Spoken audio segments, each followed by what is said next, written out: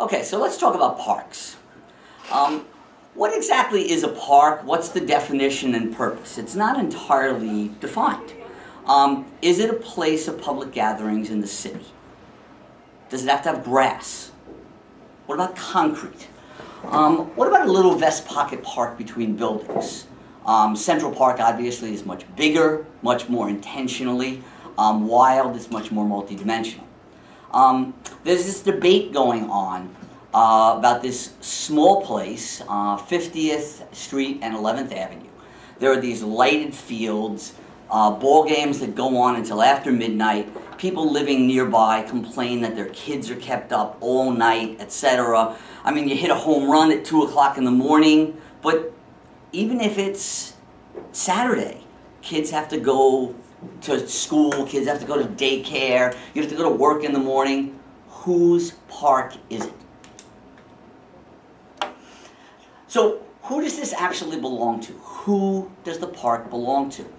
Are you supposed to contemplate and enjoy nature, or are you supposed to play games? Well, Paris and Central Park in 1865, don't step on the grass. Don't ever step on the grass. So, are you supposed to bring diverse groups of people together? Well, that's what Central Park was about. But you weren't supposed to come together and do diverse things. You were supposed to come together and stroll and contemplate and enjoy the scenery. Well, the original idea behind Central Park would never have allowed for 100,000 people coming to listen to Simon and Garfunkel, or Joan Baez, or even the New York Philharmonic. Now, the New York Philharmonic may be upper class, highbrow, but 100,000 people trampling on the grass makes it difficult for people to contemplate nature the following day. What about playing tennis? What about playing softball in an organized league sort of situation? What about just throwing a frisbee? Well, none of that is what Olmsted and Vaught planned for Central Park. Right? That was not how you would get away and contemplate nature and raise your spirit, right, back in the day. The funny thing is that parks in New York City and parks in St. Louis and parks in Montreal all started in a rather unusual way. They started with cemeteries. Human beings are distinguished from animals, or lower animals. I'm sorry, PETA, but I have to say this. Because we are aware of our own death. We plan for it. We think about it. We have rituals surrounding it. In many countries, cremation is preferred. Now, this may be practical. Constantine is the person who started the tradition of being buried near or in churches.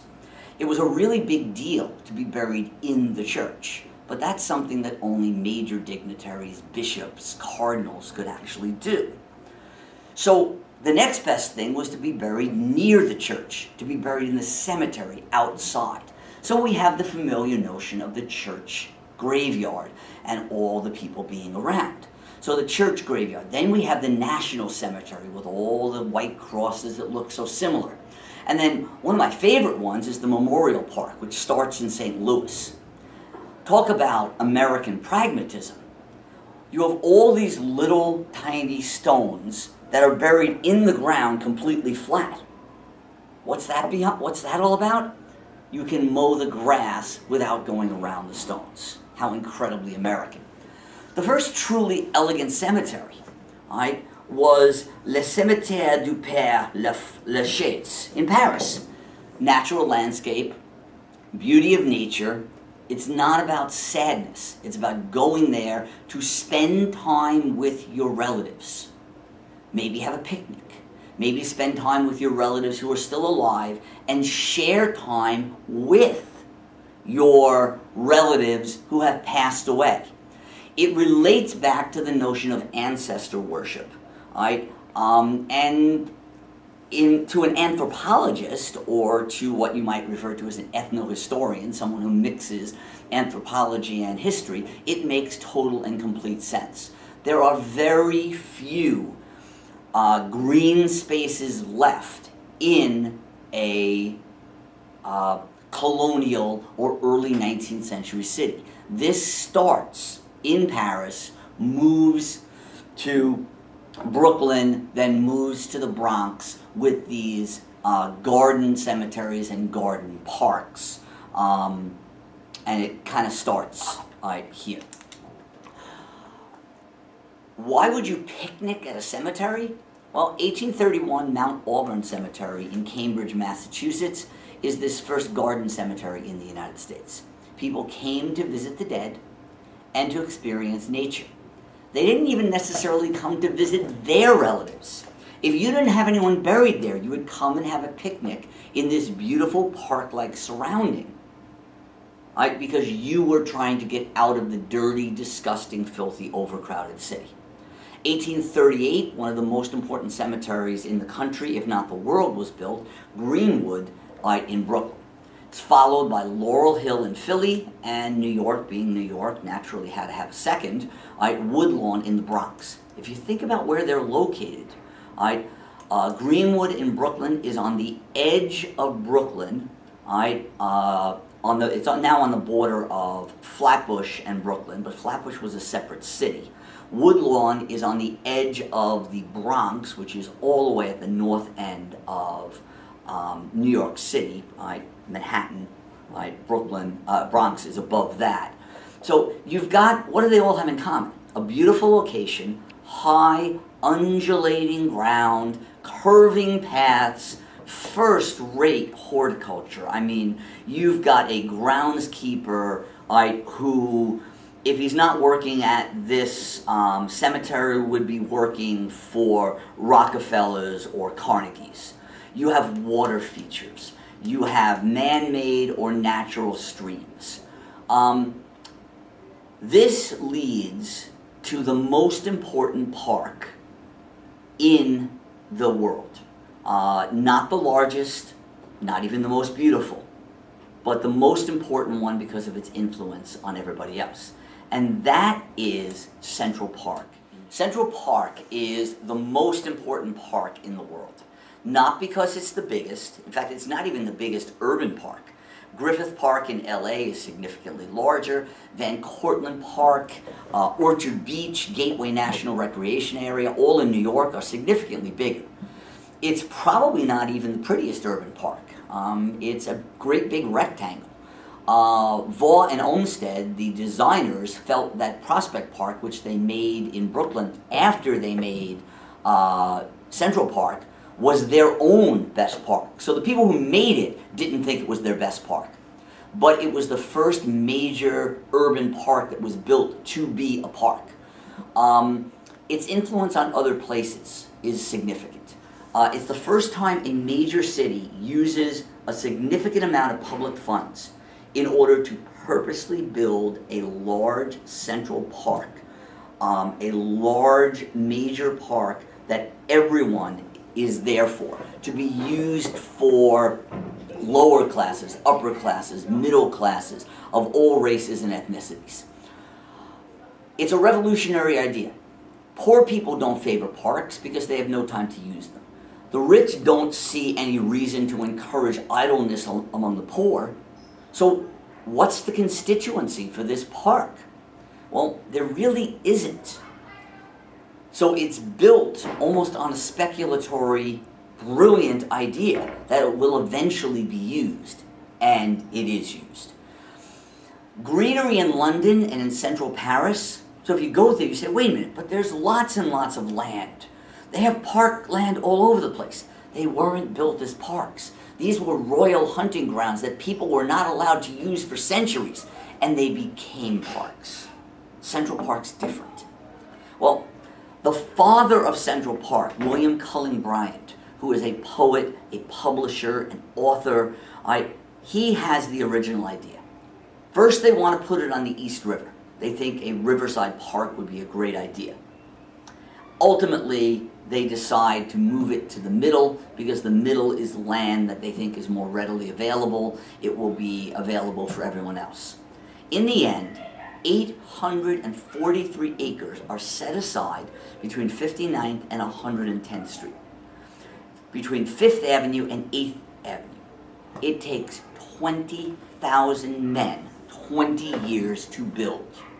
Yes, I said build. Central Park is constructed. It is not just land that is left there. Approximately 80% of the trees in Central Park are moved to someplace else in Central Park. Most of the trees in 1870 in Central Park were original to Central Park. They just weren't in their original place because they were moved around as if it was a canvas that was painted by Olmsted and Waugh. The common notion, and the important thing is that people believed it, was that the land around Central Park quintupled or became valuable by 5 or even 10-fold, thereby justifying the expense. If the city spent $1 million to build it, and the land around the park became $80 million more valuable, the tax revenues, you get the idea. It's not entirely clear, depending upon which economic model you use, that this was true. What's important is that everyone in New York felt this was true. More important, everyone in St. Louis felt this was true. And everyone in Boston felt this was true. And everyone in Montreal, and everyone in Palo Alto, and so on. If New Yorkers and the New York government could set aside the most valuable real estate in the country, and it could pay for itself, of course you had to do it in San Francisco. It's laid out as a rectangle, and it's based on this brilliant design called the Greensward Plan by Frederick Law Olmsted and Calvert Vaux. It has this ridiculously specific plan, and the requirements are insane. And Calvert Vaux and Frederick Law Olmsted hit every single one. They hit them out of the park. It's a totally artificial environment. It only looks wild and natural. They need to account for this need to communicate across New York City. If you put a park that you can't cross in the middle of the city, admittedly when they built it, it was north of where most people lived, but eventually people were going to live there. They figure out a way to get across the park without noticing that there are roads. They sink the roads, sunken transverse roads that still work. And the roads are uncovered.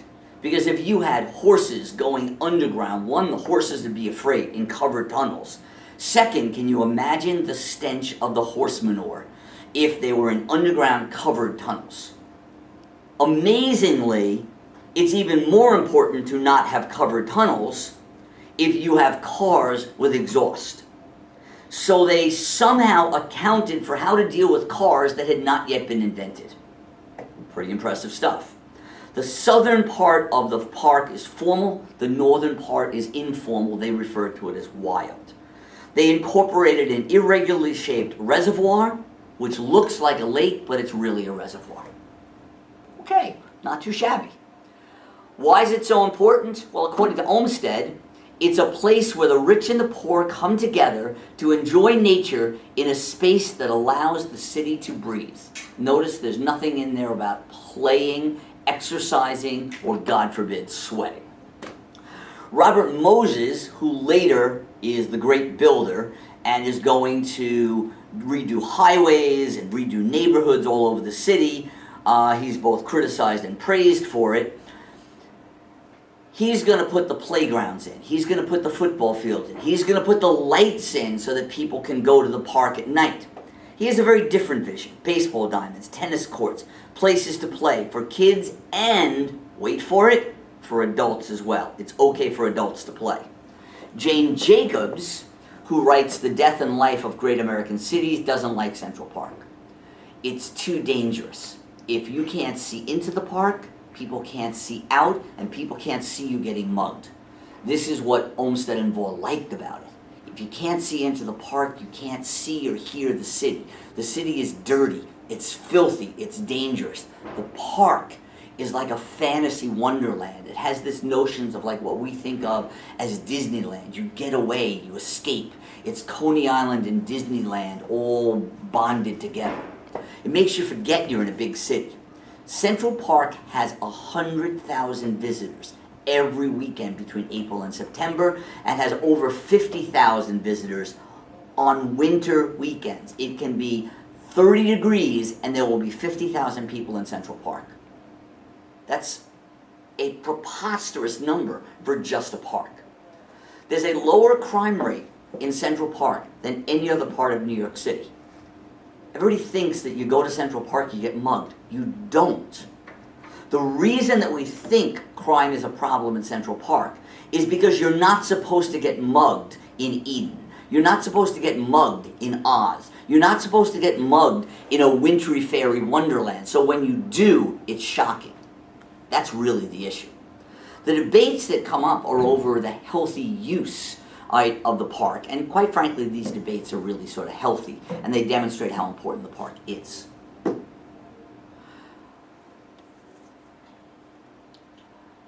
How do you create safety? Well, creating safety is really best shown by looking at some of these other parks. The park in Morningside Heights has a drop of approximately 150 feet, 15 stories. It's very difficult to create a meaningful sort of safe situation. All right? You can't cross that park. You can't get into that park. So Central Park has nice hills and rolling hills, etc. A barrier park. You want a park that draws people in, creates a feeling of community and safety. It wasn't until the 1990s that parks that separate neighborhoods, like Morningside Park, became safer, became places to go. Criticisms of Central Park are that too much money is spent on Central Park. The Central Park Conservatory gets too much of the budget. We should spend more money on places like Tompkins Square Park, places like Union Square Park, places like Columbus Park. We need to have more small parks. Jacob Reese complained that we needed small parks in the tenement neighborhoods, not one big park, because the poor can't get there. These are the issues. The key thing, and the reason that parks are important, is to attract people away from the gangs in the slums. This is what they were talking about during the Progressive era, during the Progressive movement. In the 30s and the 40s, during the New Deal, they started creating softball leagues. They started creating volleyball leagues. If you go down to Columbus Park now, which is in what is now Chinatown, which used to be the 5 Points, it was an Irish neighborhood, it was an Italian neighborhood, it is now an Asian neighborhood, mostly Chinese, but there's a lot of Vietnamese and a lot of Koreans as well. It's one of my favorite places to go because Columbus Park was named by an Irish political leader, Tim Sullivan, to appease the Italian constituents.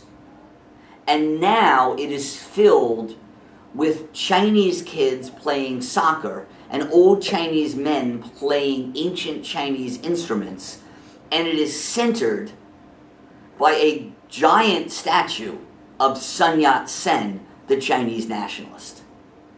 And that's what parks are supposed to do. They're supposed to be, in the modern era, a place for kids to go and play, and a place for everyone to come in and be together. Thank you.